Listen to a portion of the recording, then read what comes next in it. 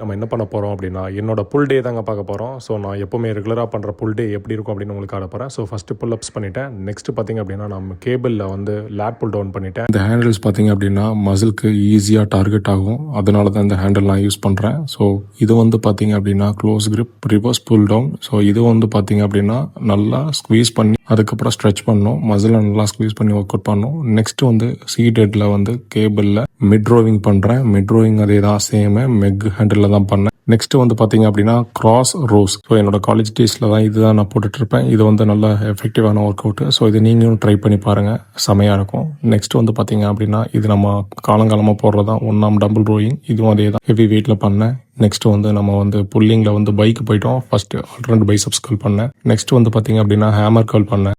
எல்லாத்துலேயும் weight increase பண்ணிட்டேன், ஏன்னா ரொம்ப நாள் கழிச்சு பண்ணுறனால. நெக்ஸ்ட் வந்து பார்த்தீங்க அப்படின்னா கேபிளில் வந்து பைசப்ஸ் கர்ல் பண்ணிட்டேன்.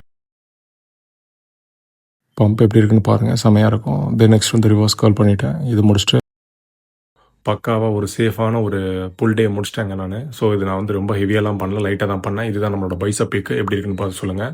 நெக்ஸ்ட் வந்து நான் பண்ணது பார்த்தீங்கன்னா பேக் லேட் போசிங்க. இது எப்படி இருக்குன்னு டிஎம் பண்ணுங்கள். நெக்ஸ்ட்டு ஃப்ரண்ட்டு லேட்டு எப்படி இருக்குன்னு சொல்லிட்டு டிஎம் பண்ணுங்கள். ஸோ இதுதாங்க ஃபைனலு. நெக்ஸ்ட் வீடியோவில் பார்க்கலாம். பாய்.